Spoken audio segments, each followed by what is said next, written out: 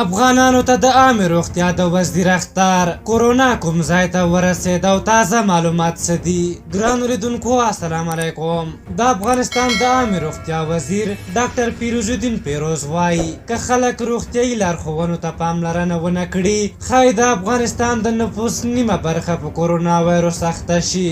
ښاغلي پیروز په یوه خبري ناسته کې وویل چې اوس مهال د افغانستان په 14 ولایتونو کې د کورونا وایروس 4 پیښې ثبت شوي دي. هغه وویل په راتلونکو اونیو کې به د کورونا وایروس مثبتې پیښې ډېرې شي او د خلکو د همکاري نه کول به دغه پیښې 100 برابره ډېرې کړي.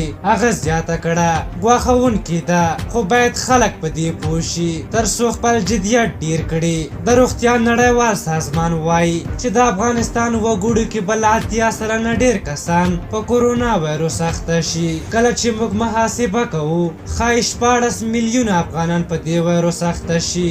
د ښاغلي پیروز په وینا په 14 میلیونو اخته کسانو کې به 7 لکه کسان روغتون ته اړتیا ولري او په دې کې به بیا 2 لکه کسان جدي پاملرنې ته اړمن وي او تر 1,10,000 کسان به دغه وایروس ووژني. په هر حال په همدې حال کې په پام کې ده چې هرات ولایت کې ګرځ بندیز حالات عملي شي او دغه ولایت به کرنتین شي. د کورونا وایروس په اړه وروستي ارقام ښیي چې ټولې نړۍ کې نږدې 4 لکه کسان په کورونا وایروس اخته شوي او 14,000 کسان یې وژلي دي. د دې وایروس د خورېدو له امله د نړۍ ډېر شمېر هیوادونه د کرنتین په حالات کې دي.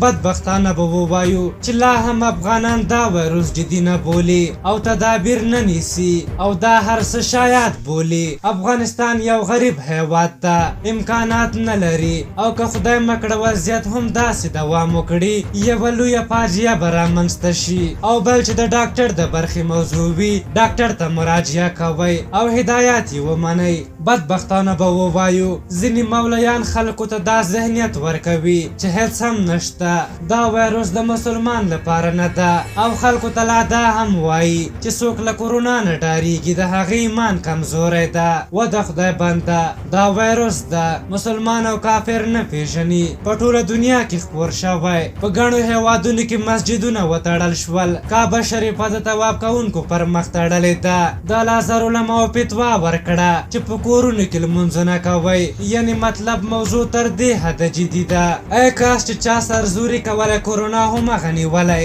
او نورو ته یې سرایت نه ترې کولی. په هر حال موږ تاسو الحمدلله مسلمانان یو، اسباب به برابروو او نور به په الله جل جلاله توکل کوو. په هر حال تاسو د دغې موضوع په هکله څه نظر لرئ؟ خپل نظرونه هم راته په کومنټ کې ولیکئ. که زموږ ویډیو مو خوښه شوې وي ضروري لایک کړئ. تر بلې ویډیو مو په لویه بخښونکي خدای سپارم. د الله په امان.